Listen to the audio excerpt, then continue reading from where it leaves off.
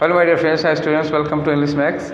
हम लोग कर रहे हैं MTS 2021 के प्रीवियस पेपर और आज हम लोग करने जा रहे हैं प्रीवियस पेपर नंबर 43, यानी कि हम 42 पेपर पहले कर चुके हैं।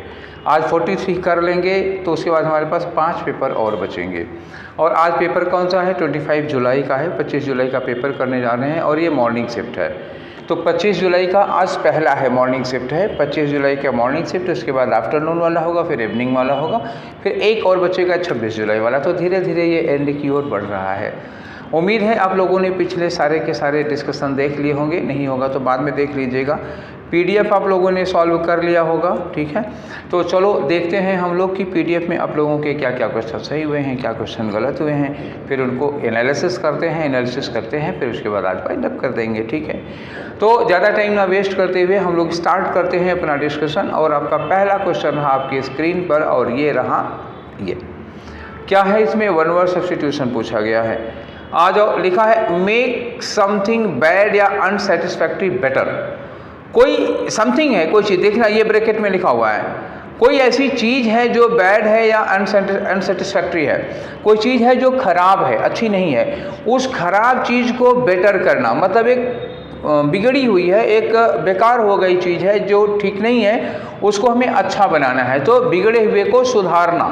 तो बिगड़े हुए को सुधारने के लिए क्या यूज करोगे? जज करना होगा? नहीं, जज करना बिगड़े हुए को सुधारना नहीं होता है। जज किसी चीज़ का फैसला करना होता है। मेलाइन, फिर वही वाली बात आई, मेल और बिनी वाली, ये कितनी बार बता चुका हूँ, ठीक है। तो मेलाइन का मतलब क्या होता है? ये बुरा से होता है ना, तो इसका मतलब क्या होता है? ऐसी चीज़ जो हमारी सेहत के लिए हार्मफुल होती है, वो मेलाइन होती है। अब आगे आ जाओ, एक वर्ड और है तो मैं इसको क्लीन करके बताता हूँ। मेलाइन हो गया, कास्टिगेट हो गया। कास्टिगेट का मतलब होता है ना बीट करना। बीट करना मतलब होता है किसी चीज़ को पीटना, ठीक है। चाहे आदमी हो चाहे कोई वस्तु हो, उसको पीटना होगा, कास्टिगेट। अमेलियरेट, अब एक बचा है, बाकी ये तीनों हुए नहीं तो ये तो वही होना था जो आपका क्वेश्चन था। अमेलियरेट का मतलब क्या होता है? सुधार करना, रिफॉर्म करना, इम्प्रूव करना। सॉरी, अब ये ज़्यादा अच्छा है। क्या होता है? इम्प्रूव करना। अब ये इम्प्रूव किससे? अच्छे गुड से बेटर करना नहीं होता, बल्कि बैड से गुड करना होता है। जो अमेलियरेट है वो क्या है? बैड से गुड करना है, गुड से बेटर नहीं करना है। जो चीज़ खराब है उसको अच्छा बनाना है, तो ये अमेलियरेट होता है। तो आपका आंसर कौन सा हो गया? ये आपका हुआ फोर्थ वाला, ठीक है। चलिए आगे, तो आ जाओ अगले क्वेश्चन पे आ जाओ। हमारा अगला क्वेश्चन है क्वेश्चन नंबर 2। करना क्या है इसमें? इम्प्रूवमेंट करना है। अंडरलाइन किया हुआ है, the viewing for the mount Everest is clearer from here. मतलब माउंट एवरेस्ट को यहाँ से देखना ज़्यादा क्लियर है। क्लियरर है ना, क्लियर। तो पहली बात, माउंट एवरेस्ट के पहले दा नहीं लगेगा तो दा काटो, और ना तो आ एन लगेगा तो एन नहीं लगेगा, और ये आ नहीं लगेगा। एक ऑप्शन बचा है आपके पास, व्यू टू, ठीक है ना, व्यू आप, और कुछ बचा ही नहीं ना, क्योंकि माउंट एवरेस्ट के पहले कोई आर्टिकल नहीं लगाना है। ना दा लगेगा, ना एन लगेगा, ना आ लगेगा। इन तीनों में ऑप्शन दिया हुआ था, काट दो, कहानी खत्म हो गई। ये दूसरा वाला ऑप्शन बचा। और एक बार देख लो इसको, इतने में नहीं, ये जल्दबाजी। एक एंगल से हो गया, दूसरे एंगल से द लिखा है ना, आर्टिकल दिया हुआ है, अंडरलाइन नहीं किया है। द व्यूइंग फॉर द, तो व्यू के बाद, व्यू होता है ना, व्यू के बाद क्या लगता है? ऑफ लगता है, फार नहीं लगता है। तो एक बात ये हो गई कि व्यू के बाद ऑफ लगेगा। यहाँ भी व्यू के बाद ऑफ लगा है, लेकिन एन नहीं लगना है, ठीक है। तो पहला वाला गलत हो गया, दूसरा वाला इसी का व्यूइंग। अब देखो, द के बाद ING फॉर्म नहीं लगाओगे ना, द व्यूइंग ऑफ नहीं लगेगा, ठीक है। तो अब कुल मिलाकर के हर एंगल से आंसर 2 ही सही हो रहा है। तो फिर लेट्स गो विद द 2। आगे आते हैं हम लोग क्वेश्चन नंबर 3 में, ठीक है। तो क्वेश्चन नंबर 3 में आ जाओ। क्या कह रहा है क्वेश्चन नंबर 3? आपको करना है इम्प्रूवमेंट। इम्प्रूवमेंट में क्या है? एन इमेंस क्राउड, एक बहुत बड़ी क्राउड थी। इमेंस का मतलब क्या होता है ना, बहुत बड़ा। एक इमेंस क्राउड है, had gather to witness the ceremony. कोई समारोह वगैरह चल रहा था, कोई उत्सव वगैरह चल रहा था, उसको देखने के लिए बहुत बड़ी भीड़ आई हुई थी। तो बहुत बड़ी भीड़ आई थी, ये हैड दिया है और ये गैदर दिया है। तो भैया वर्ब फॉर्म की कहानी है। हैड के साथ क्या लगता है? वर्ब की फर्स्ट फॉर्म या थर्ड फॉर्म? तो हैड के साथ वर्ब की थर्ड फॉर्म यूज करनी चाहिए।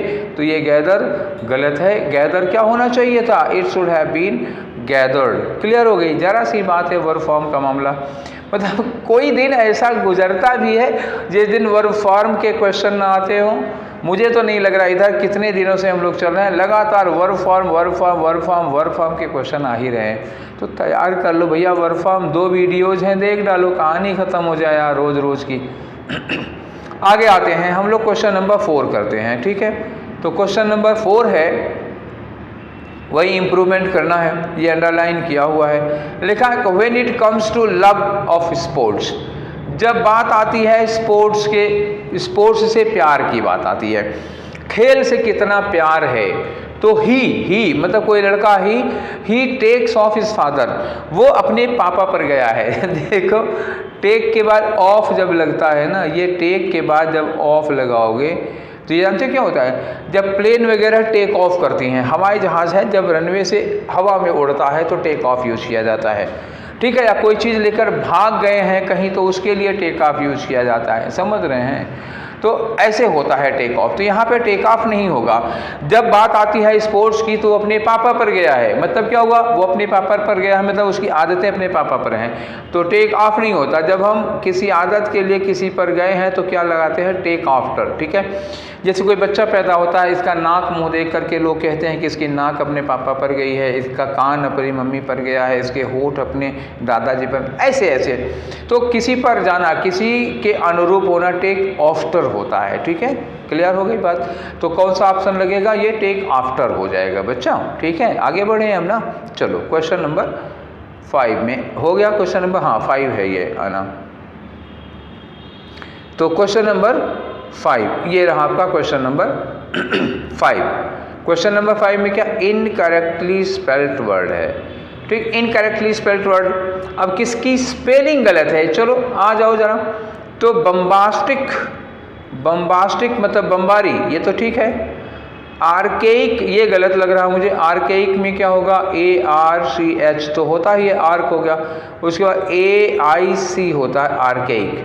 ठीक है, आर्केइक का मतलब क्या होता है, पुरातन, बहुत प्राचीन, सिंधु घाटी सभ्यता से रिलेटेड होगा, पुरातन हो गया। ठीक है, तो आर्केइक की स्पेलिंग गलत है। ठीक है, सही क्या होगी, CH के बाद AIC होगा। बिनाइन, अरे यार फिर वही बात, मेलाइन, बिनाइन, बिनाइन का मतलब क्या होता है, हार्मलेस। क्या हो जाएगा, जो चीज़ है हार्मलेस, जिससे कोई नुकसान नहीं होता। आर्टलेस का मतलब क्या होता है, बहुत सीधा साधा, जिसके अंदर छल प्रपंच नहीं होता, वो होता है सीधा साधा, तो ये हो जाता है आर्टलेस। ठीक है, आंसर आपका कौन सा होगा, 2 वाला, क्योंकि स्पेलिंग आर्केइक की गलत है, तो आर्केइक की सही स्पेलिंग मैंने आपको बता दी। चलिए आगे बढ़ते हैं हम लोग क्वेश्चन नंबर 6 पर। तो ये रहा क्वेश्चन नंबर 6 और है किसका, एरर का क्वेश्चन है। तो एक सेंटेंस लिखा है, पढ़ो। Businesses are asking employees. देखो बिजनेसेस प्लूरल है, बिजनेस हाउसेस की बात हो रही है, प्लूरल सब्जेक्ट हो गया।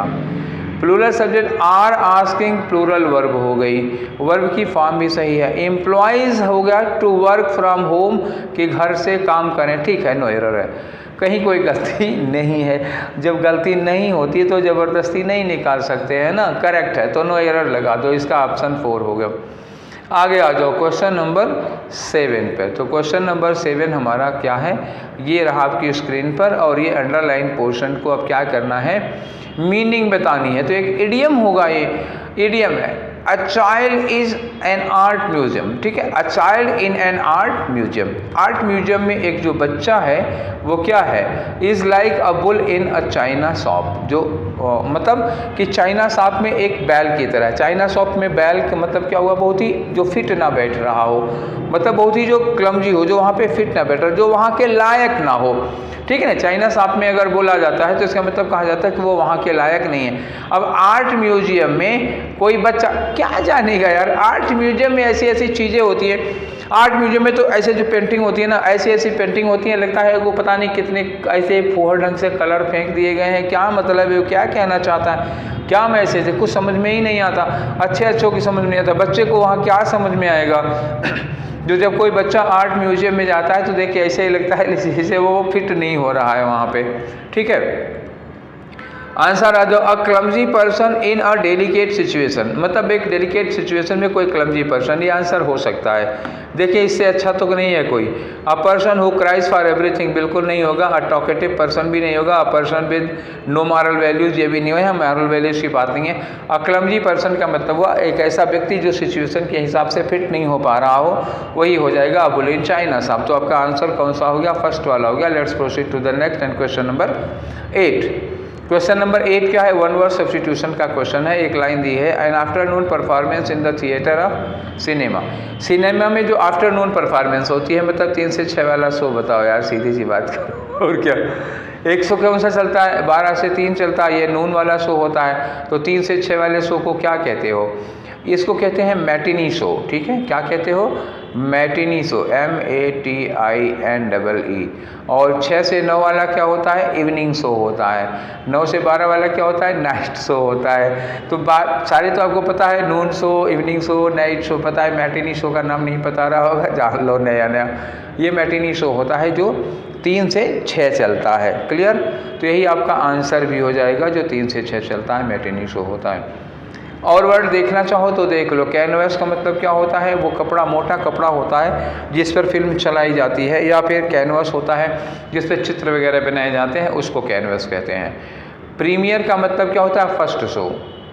प्रीमियर का मतलब क्या होगा? First show. जब कोई फिल्म बनती है, रिलीज़ होती है, तो पहला शो जहाँ चलता है उसको कहते हैं हम लोग प्रीमियर, फर्स्ट शो होता है। कॉमेडी तो जानते ही हो यार, क्या बता रहे। मैटिनी शो 3 से 6 वाला शो हो गया, आंसर यही पूछा जाता है, आफ्टरनून परफॉर्मेंस। तो आपका आंसर क्या हो गया? मैटिनी। आगे बढ़ते हैं, क्वेश्चन नंबर 9 के बाद आते हैं, क्वेश्चन नंबर 8 के बाद आते हैं क्वेश्चन नंबर 9 में। क्वेश्चन नंबर 9 फिर वन वर्ड सब्स्टिट्यूशन का, an ability to find way and directions, ठीक है। तो वेज मतलब रास्ता, और दिशा पाने की एबिलिटी को क्या कहते हैं? नेविगेट। क्या कहते हैं? नेविगेट। पुराने ज़माने में जो नाविक होते थे, जैसे वास्को डी गामा हो गए, कोलंबस हो गए, ये सब लोग होते थे, तो अपने यहाँ से ये लोग क्या होते हैं, नाव लेके निकल लेते थे, शिप लेके निकल लेते थे। रास्ते में नए नए मतलब नए नए रास्ते, दिशाएं ये लोग खोजा करते थे। तो जो उनकी क्षमताएं होती थी उसको नेविगेट कहते थे, और इन्हीं लोगों को नेविगेटर कहा गया है। तो ये हो गया नेविगेट, ठीक है। और एनोडेट का मतलब क्या होता है? किसी चीज़ को एक्सप्लेन करना, समझाना करना होता है, इसको व्याख्या करना होता है, ठीक है। एक्सप्लेन करना हो गया, ठीक है। ड्राइव का मतलब चलाना होता है, ऑपरेट का मतलब भी चलाना होता है, ये तो पता ही है तुम लोगों को, ड्राइव और ऑपरेट क्या चीज़ होती है, ठीक है। तो ये 4 हो गए ऑप्शन। इसमें इनोवेट क्या हो गया? एक्सप्लेन करने के लिए। आंसर सही कौन सा हो गया इसका? फर्स्ट वाला हो जाएगा, ठीक है। आगे बढ़ते हैं, क्वेश्चन नंबर 10 पे पहुंचते हैं हम लोग। तो क्वेश्चन नंबर 10 क्या है?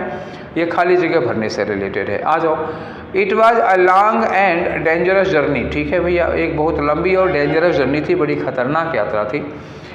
इन दोज अनसेटल्ड डेज, जब अनसेटल्ड डेज थे, जब हम सेटल्ड नहीं हुए थे, तो अनसेटल्ड डेज में ये बहुत ही लॉन्ग और डेंजरस जर्नी हुआ करती थी, ठीक है। आगे लिखा है कि the pilgrims had to face dash by land and C.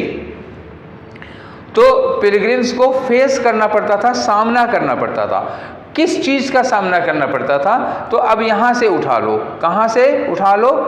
Unsettled मतलब लॉन्ग और डेंजरस, यहाँ से उठाओ। It was long and dangerous journey, ठीक। मैं आपको इसको क्लियर करके दिखा रहा हूँ फिर से, तो आपको ज़्यादा अच्छे से समझ में आएगा। आंसर इन्होंने दे रखा है, पिलग्रिम्स को सामना करना पड़ता था डैश चीज़ का, लैंड और सी, मतलब समुद्र में और ज़मीन पर, दोनों जगह क्या सामना करना पड़ता था?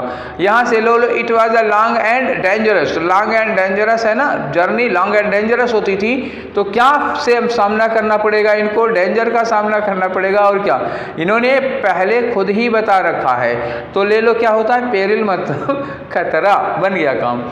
सेफ्टीज का सामना, सुरक्षा, सेफ्टी मतलब सुरक्षा का सामना करेंगे? बिल्कुल नहीं करेंगे। फिर आ गया ये क्या है? रेस्पाइट होता है, ठीक है ना। तो रेस्पाइट का क्या मतलब? रेस्पाइट का मतलब होता है मोहलत। मोहलत जानते हो? किसी से उधार लिया या कहीं फीस बाकी है, भैया जमा करो, लौटाओ पैसा लौटाओ, भैया 4 दिन की मोहलत दे दो, तो वही ग्रेस पीरियड कहता है मोहलत। तो अब ये बताओ, जर्नी खतरनाक होती थी, तो यात्रियों को मोहलत का सामना करना पड़ेगा। नहीं भाई, मोहलत तो अच्छी चीज़ हो जाएगी। पेरिल का मतलब क्या होता है? खतरा। तो यात्रियों को खतरे का सामना करना पड़ता था। यस, यही खतरे का सामना करना पड़ता है। एक्सपोजर का खतरा सामना, अच्छा खतरा ना लिखा होता तो एक्सपोजर मान लेते। एक्सपोजर मतलब किसी चीज़ से सामना होना, तो ये फिलहाल लगेगा नहीं, यहाँ खतरा दिया हुआ है और खतरा यहाँ इन्होंने मेंशन भी कर रखा है, वही दोनों ऑप्शन होगा। तो 10वें का आंसर क्या हो गया? 3 वाला हो गया। अब आ जाते हैं हम लोग 11 वाले पर, ठीक है। तो 11 वाला में क्या दिया है? पूछा है साइनोनिम, और साइनोनिम किसका बताना है आपको? हेजिटेंट। हेजिटेंट का मतलब क्या होता है? हिचकिचाना। क्या होगा ये? हिचकिचाना, हेजिटेंट, ठीक है। तो ऐसा व्यक्ति जो हिचकिचाता हो, ठीक है, संकोची कह सकते हो। एडजेक्टिव है ना, तो हिचकिचाना वर्ब हमने लिख दिया, ये एडजेक्टिव के फॉर्म में लगाना। हेजिटेट मतलब संकोच हो जाएगा। क्या कह सकते हैं हिचकिचाने को एडजेक्टिव में? हिचक, हिचक, हाँ ये नहीं होगा, हिचक या संकोच कह सकते हो, तो ये हो जाता है संकोची, हेजिटेंट। अब इसमें आ जाओ, दूसरे वर्ड देख लेते हैं, सबकी मीनिंग बता दूं, आप अपने आप लगा लीजिएगा। डिलीजेंट का मतलब होता है लेबोरियस, एसिडुअस, मेहनती आदमी होता है जो खूब रात दिन पसीना बहाता है, तो लेबोरियस हो गया। रिमोट का मतलब क्या होता है? दुर्गम, जो ऐसी एरिया, ऐसी जगह जहाँ पहुँचना बहुत मुश्किल होता है। ईगर का मतलब क्यूरियस होता है, उत्सुक होता है, एंथुजियास्टिक होता है, पैशनेट होता है, जेलस होता है। रिलक्टेंट का मतलब क्या होता है? संकोची, हिचकिचाहट से भरा हो।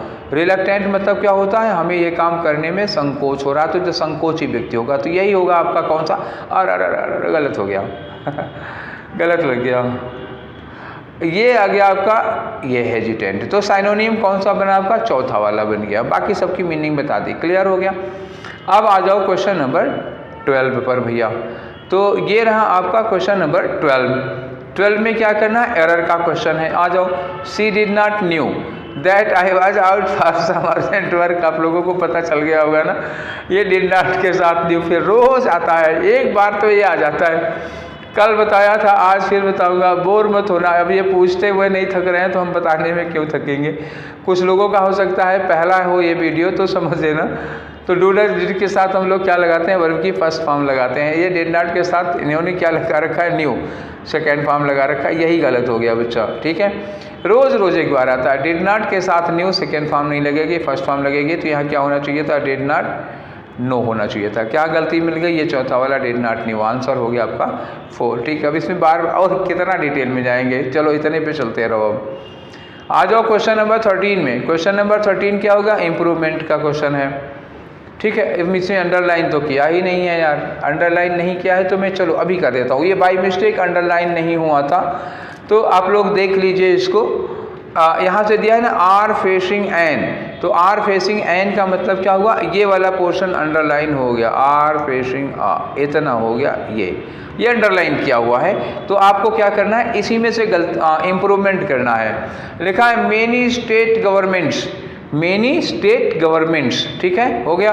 तो बहुत ज़्यादा स्टेट गवर्नमेंट्स मतलब बहुत सारी राज्य सरकारें जो होती हैं, आर फेसिंग, आर के साथ वर्ब की आईएनजी फॉर्म है, गवर्नमेंट्स प्लूरल सब्जेक्ट है, तो ये आर फेसिंग प्लूरल हुआ। अब फाइनेंशियल क्रंच, अब क्रंच आर्थिक संकट होता है, तो इसके पहले आ लगाओगे, ये भी सही है, तो नो इम्प्रूवमेंट, कोई इम्प्रूवमेंट की गुंजाइश नहीं है, नो इम्प्रूवमेंट होगा, ठीक है। तो आर फेसिंग एन, अब देख लो यहाँ फाइनेंशियल लिखा है ना, फाइनेंशियल के पहले एन तो लगा नहीं पाओगे, गलत हो जाता है।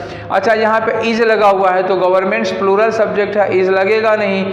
और विल, यहाँ विल के साथ वर्ब की आईएनजी फॉर्म लगती नहीं। तो जो इम्प्रूवमेंट में 3 ऑप्शन दिए हुए थे, 3 के तीनों ऑप्शन ऑलरेडी गलत हैं, तो फिर आपको नो ऑप्शन, नो इम्प्रूवमेंट में ही जाना चाहिए। अंडरलाइन नहीं कर पाए थे, लेकिन ये नो इम्प्रूवमेंट का क्वेश्चन है, वो टाइप करते समय मिस्टेक हो जाती है, कभी कभी आप भूल जाते हैं, नहीं कर पाते हैं, ठीक है। तो आ जाओ क्वेश्चन नंबर 14 में। क्वेश्चन नंबर 14 क्या कह रहा भैया? ये एरर का क्वेश्चन है, तो ठीक है, एरर में आ जाओ। देखते हैं, आई हैव रिसीव, लो यार फिर वही बात आई, I have receive perhaps 4 or 5 such requests during the course of a typical week. एक टिपिकल वीक जो एक प्रतीकात्मक, एक यूजुअल वीक, एक सप्ताह होता है, उसमें मैंने 4 से 5 ऐसी रिक्वेस्ट्स को मैंने रिसीव की।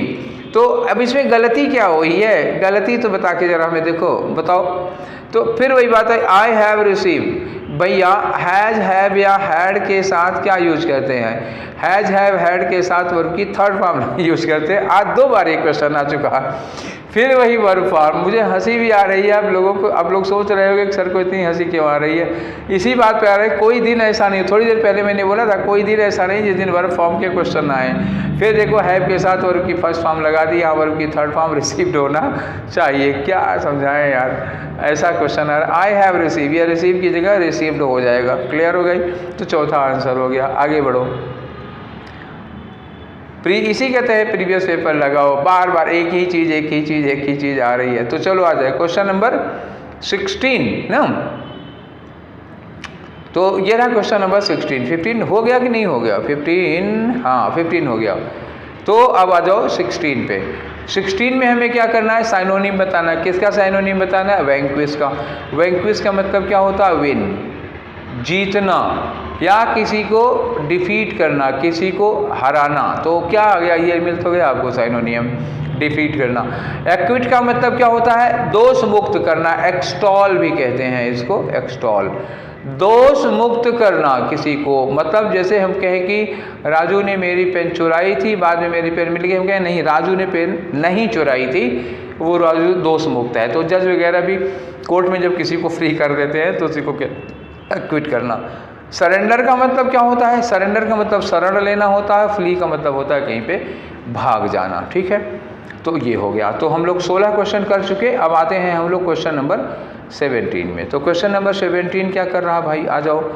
क्वेश्चन नंबर 17 कहाँ है? देख नहीं रहा, ये रहा क्वेश्चन नंबर 17। खाली जगह भरना है आपको। लिखा है कि ओवर इंडल्जेंस। ओवर इंडल्जेंस का मतलब हुआ जब आप किसी में ज़्यादा लिप्त हो जाते हैं, किसी मामले में ज़्यादा टांग अड़ाते हैं। कुछ लोग आपके घरेलू मामले में टांग अड़ाने लगते हैं, तो उसी को कहते हैं ओवर इंडल्जेंस इन एनीथिंग। किसी भी काम में अगर आप ज़रूरत से ज़्यादा इंडल्ज हो जाते हो तो may prove dash to health. तो ज़्यादा इंडल्जेंस किसी भी चीज़ में आपकी सेहत के लिए हानिकारक होगा। हानिकारक होगा कि लाभदायक होगा? जल्दी बताओ। हानिकारक होगा। तो हानिकारक की अंग्रेजी ढूंढो इसमें। स्परियस का मतलब क्या होता है? जाली। जाली समझ रहे हो? कौन वाली जाली? चूल्हे के ऊपर जो जाली लगती है वो वाली जाली नहीं है। ये वाली जाली कौन सा वाला? फेक जाली, नोट, नकली नोट वाला, फेक जिसको कहते हो जाली। इंजरियस का मतलब क्या होता है? हार्मफुल, नुकसानदायक। यही आपके लिए वर्ड बन गया, हार्मफुल, नुकसानदायक। रिपीटिटिव का मतलब क्या होता है? जो चीज़ बार बार दोहराई जा रही है, जो बार बार रिपीट हो जा रही है। कमर्शियल क्या होता है? वाणिज्यिक, व्यापार से संबंधित होता है। बात खत्म हो गई। ठीक है, आगे आ जाओ। Next question. हाँ, आंसर कौन सा हुआ? इंजरियस होगा कि ओवर इंडल्जेंस किसी चीज़ में आपके लिए नुकसानदायक हो सकती है। अब आ जाओ क्वेश्चन नंबर 19 पे। 19 फिर से फिलर का क्वेश्चन है। द जज अपलॉडेड मी। अपलॉड का मतलब क्या हुआ? प्रशंसा की, प्रेज किया उन्होंने। प्रेज मतलब क्या हुआ? तारीफ करना। तो द जज अपलॉडेड मी, जज ने मेरी प्रशंसा की for my dash performance at the competition. Competition में मेरी डैश परफॉर्मेंस के लिए जज ने बड़ी तारीफ की। अब ये बताओ हमको जरा कि तारीफ अगर की जा रही है परफॉर्मेंस की, तो परफॉर्मेंस कैसी होगी? बढ़िया होगी या खराब होगी? जाहिर सी बात है बढ़िया होनी चाहिए। तो यूजुअल परफॉर्मेंस पे तारीफ नहीं होगी, नॉर्मल परफॉर्मेंस पे तारीफ नहीं होगी, आउटस्टैंडिंग तारीफ पर परफॉर्मेंस होगी। ये होता है तारीफ, आउटस्टैंडिंग परफॉर्मेंस होगी तब तारीफ होती। लार्ज परफॉर्मेंस का तारीफ से क्या लेना, बहुत ज़्यादा मतलब नहीं। तो आउटस्टैंडिंग यहाँ हो गया, बहुत अच्छा, एक्सीलेंट, बहुत बढ़िया के लिए लगेगा। आंसर 3 हो गया। अब आ जाओ क्वेश्चन नंबर 20 पर। तो क्वेश्चन नंबर 20 क्या है? एडीएम का क्वेश्चन है, बरी द हैचेट। हैचेट क्या चीज़ होती है? देखो, एक फरसा होता है, परशुराम का नाम सुना होगा ना। ये हो गया एक फरसा है, ये ऐसे, ठीक है, और यहाँ पर लगा होता है, ये ऐसे लगा होता है, ठीक, ऐसे होगा। तो इस वाले फरसे से बताओ क्या काम किया जाता था? लकड़ी काटी जाती थी कि गला काटा जाता था? परशुराम का फरसा देखा होगा, तो परशुराम का फरसा लकड़ी काटने काम नहीं आता था, ये गला काटने का काम आता था। तो इसी को हम लोग क्या कहते हैं? हैचेट कहते हैं, HATCHET, हैचेट, ये वाला होता है। जो लकड़ी काटने वाला होता है उसको एक्स कहते थे हम लोग। तो बरी द हैचेट, बरी होता है BORY, बरी का मतलब होता है ज़मीन में दफन कर देना। अगर आपने फरसा, ये वाला फरसा ज़मीन में दफन कर दिया, इसका मतलब हुआ कि दुश्मनी समाप्त कर दी, दुश्मनी ख़त्म कर दी, ये हो जाता है ना, मतलब डिस्प्यूट ख़त्म हो गया, सुलह हो गई। अगर सुलह नहीं होगी तो परसा निकला रहेगा, रिवाल्वर निकली रही। आज अगर हम कहें कि बरी द कट्टा, कि कट्टे को ज़मीन में गाड़ दो, तो मतलब क्या हुआ, बरी द कट्टा मतलब हुआ कट्टे को ज़मीन में गाड़ दो, मतलब दुश्मनी ख़त्म हो गया, कोई दुश्मन नहीं रहा। वैसे ही बरी द हैचेट उस समय में होता था, तो बरी द हैचेट का मतलब दुश्मनी ख़त्म हो गई, अब कोई दुश्मन नहीं बचा। आओ चलो, टू चेंज द प्लान होगा, नहीं होगा बिल्कुल। टू मेक सीक्रेट प्रिपरेशन, नहीं होगा। टू सेटल डिस्प्यूट, झगड़ा समाप्त, बिल्कुल यही होगा। हाइड समथिंग कंट्रोवर्शियल, ये नहीं होगा। तो आपका आंसर कौन सा हो गया, 3 वाला हो गया। तो 21 में क्या करना होता है, 21 से 25 में हमको करना क्या रहता है भैया, देखो एक पैराग्राफ होगा, जैसे ये देख रहे हो, ये पैराग्राफ होगा। इस पैराग्राफ में खाली जगह दी हुई हैं 5, इनको भरना है। कैसे भरना है, जैसे पहले करते रहते थे, सेंटेंस पढ़ो आके। लिखा है, love is often thought to be the highest and most fulfilling emotion that man and women can dash. प्यार मतलब कहा जाता है कि प्यार हाईएस्ट, ठीक है, और सबसे हाईएस्ट मतलब सबसे ऊंची और सबसे ज़्यादा फुलफिल करने वाली इमोशन है, ठीक है, जो पुरुष और स्त्रियां और महिलाएं क्या करती हैं, कैन डैश। तो क्या कहती है, प्यार क्या किया जाता है भाई, सीधे समझो, प्यार क्या किया जाता है। प्यार को कंडेम किया जाता है कि एक्सप्रेस किया जाता है कि कंडन किया जाता है कि अटैक किया जाता है। तो प्यार को क्या किया जाता है, एक्सप्रेस किया जाता है। कंडेम को मतलब क्या होता है, आलोचना करना होता है ना, अटैक तो हमला करना होता है, ये होगा नहीं।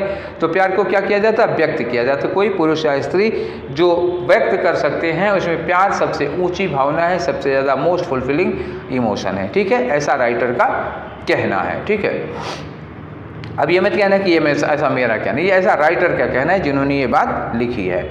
आगे लिखा है कि but it is also thought, पर ये भी माना जाता है, ऐसा भी सोचा जाता है, in dash to the various instincts in man, ठीक है। तो अलग अलग जो इंस्टिंक्ट होते हैं आदमियों में, जो इंस्टिंक्ट मतलब क्या होता है, बेसिक इंस्टिंक्ट मतलब जो स्वभाव होता है, तो अलग अलग में जो स्वभाव होता है उनके डैश में ये कहा जाता है। तो इन डैश टू, तो कहते हैं के संदर्भ में, तो के संदर्भ में होता है in relation to, in relation to, यहाँ पे यही रिलेशन लगा जाएगा, फिक्स है। तो कह रहे हैं कि मैन के अलग अलग वेरियस इंस्टिंक्ट्स मतलब मनुष्य का जो अलग अलग स्वभाव होता है, उसके रिलेशन में, उसके संबंध में ये भी कहा जा सकता है। तो यहाँ आ गया इन रिलेशन टू, फिक्स हो गया। आगे लिखा है कि therefore we must dash from the mystical point of view. तो we must dash, we must के बाद यहाँ वर्ब की फर्स्ट फॉर्म आ जाएगी, from mystical point of view मतलब क्या होता है, आध्यात्मिक या रहस्यात्मक पॉइंट ऑफ व्यू से हमें ये बात सोचनी चाहिए, that love is the highest emotion of man and the one emotion that relates man to God. और ये एक ऐसा इमोशन है जो मनुष्य को भगवान से जोड़ता है। आगे लिखा है कि लव ऑन एवरी प्लेन, हर प्लेन पर, हर स्थान पर। तो love on every plane and level of life is an expression of God's will, ये ईश्वर की इच्छा की अभिव्यक्ति है, ऐसा कह रहा है राइटर, ठीक है। यहाँ आ गया एक्सप्रेशन। आगे लिखा है कि working and expressing itself in man's conscience, man के, इंसान के कंसेंस में गॉड अपनी फीलिंग को एक्सप्रेस कर रहा होता है। To express love on any level is good, किसी भी लेवल पर प्यार को एक्सप्रेस करना गुड माना जाता है, ठीक है। चाहे माँ बेटी का प्यार हो, चाहे बाप बेटी का प्यार हो, चाहे भाई बहन का प्यार हो, ठीक है। तो किसी भी लेवल पर प्यार को एक्सप्रेस करना अच्छा माना जाता है। But to express it as adoration of God, लेकिन अगर आप इसको गॉड के एडोरेशन के रूप में एक्सप्रेस करते हो, गॉड का एडोरेशन का मतलब क्या हुआ, गॉड की प्रशंसा, गॉड की तारीफ, ठीक है ना, जिसको आप लोग कहते हैं ना कि भजन या कीर्तन जिसको कह सकते हो, ईश्वर की आरती। तो जब हम लोग ईश्वर का भजन कीर्तन करते हैं तो क्या करते हैं, आरती गाते हैं ना। तो आरती गाते हैं, उसमें हम लोग भगवान की तारीफ करते हैं, प्रशंसा करते हैं, बड़ाई।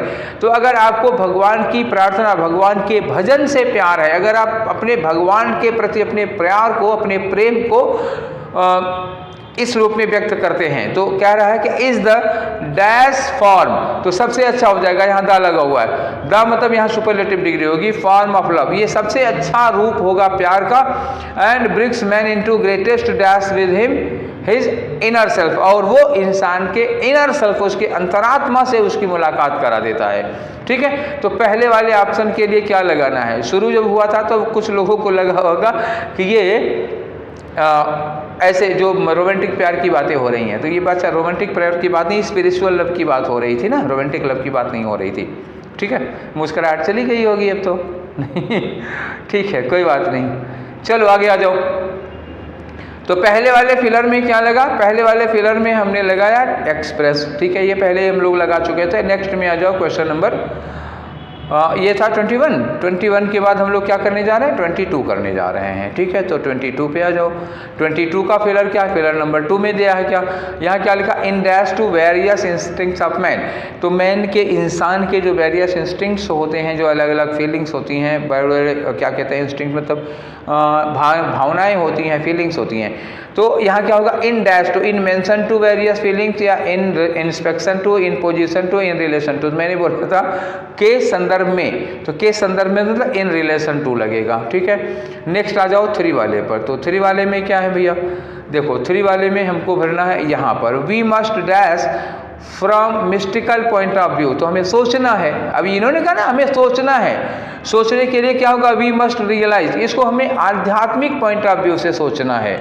ठीक है, अब देखो मस्ट के बाद ये वर्ब में एस लगा हुआ है ना, ये वर्ब में कॉम्प्रिहेंड्स लिखा है, एस लगा है तो होगा ही नहीं, एक्नॉलेजेज एस लगा है होगा नहीं, और we must contrast from this point of view तो होगा ही नहीं, हम उसमें विरोध करेंगे नहीं, रियलाइज करेंगे। ठीक है, तो 2 ऑप्शन इसलिए कट गया कि वर्ब की फॉर्म सही नहीं है, एक ऑप्शन इसलिए कट गया कि वर्ड सूटेबल नहीं है, एक ऑप्शन बचा केवल फर्स्ट वाला। ठीक है, आगे आ जाओ। नेक्स्ट आते हैं हम लोग, कौन सा क्वेश्चन बचा हुआ है? ये 3 वाला हो गया, फिलर 4 वाले में आ जाते हैं। ठीक है, तो ये रहा आपका फिलर नंबर 4, यहाँ हमको भरना है। लिखा है कि जब हम इसको गॉड के एडोरेशन के रूप में यूज करते हैं, अपने प्यार को गॉड का एडोरेशन में समर्पित करते हैं, तो the dash form of love, तो ये प्यार का कौन सा हो गया? सबसे अच्छा रूप होगा। तो स्मॉलेस्ट और लेटेस्ट रूप होगा नहीं, हाईएस्ट या लार्जेस्ट, तो लार्जेस्ट नहीं हाईएस्ट फॉर्म होगा, क्योंकि ऊपर भी यहाँ लगा हुआ है हाईएस्ट। ठीक, ध्यान रखना, लार्जेस्ट मत लगाना, इसी चीज़ के लिए ऊपर इन्होंने हाईएस्ट यूज किया है, तो हम भी हाईएस्ट ही यूज करेंगे। इसको क्लू कहते हैं, किसी संदर्भ में, किसी रेफरेंस में राइटर ने जो वर्ड यूज किया है, हम भी वही वर्ड यूज करेंगे। अब आ गए हम लोग, आज का आखिरी फिलर है ये 5th। ठीक है, तो क्वेश्चन नंबर 25। अब इसके बाद क्या करोगे? तो क्या होगा जब आप अपने लव को ईश्वर की प्रार्थना या पूजा में लगाओगे, तो हाईएस्ट फॉर्म ऑफ लव होगा, और ये क्या करेगा? ये करेगा bring man into greatest dash with his inner self. तो जो आदमी की अंतरात्मा है, उसके साथ उसका क्या होगा? सबसे अच्छी सफरिंग होगी? बिल्कुल नहीं होगी। हार्मोनी होगी? बिल्कुल यही होगी। हार्मोनी मतलब तालमेल। जो आदमी की अंतरात्मा है, जो आदमी का इनर सेल्फ है, उसके साथ हम ग्रेटेस्ट हार्मोनी में, बहुत ग्रेटेस्ट तालमेल में होंगे। मैनेज का मतलब खतरा होता है, यहाँ खतरे का कोई लेना देना नहीं है भैया। ठीक है, लोथिंग मतलब क्या होता है? घृणा होती है, नफरत होती है, ये भी नहीं आएगा। पॉजिटिव वर्ड आएगा, हार्मोनी आएगा। ठीक है ना, तो सबसे अच्छी हार्मोनी में होंगे। तो ये हमारा आज हो गया कौन सा वाला? ये 43 का 25 क्वेश्चन। तो अब कितने बचे और हैं? 5 बचे हैं। 25 पंचे 125 क्वेश्चन और करा दें आपको। 125 क्वेश्चन MTS के बचे हुए हैं। ठीक है, तो इस बीच में आप लोग हमको सजेशन देते रहो कि आप लोग इसके बाद क्या चाहते हो MTS, क्योंकि पेपर तो अभी लंबा है, जुलाई में होगा।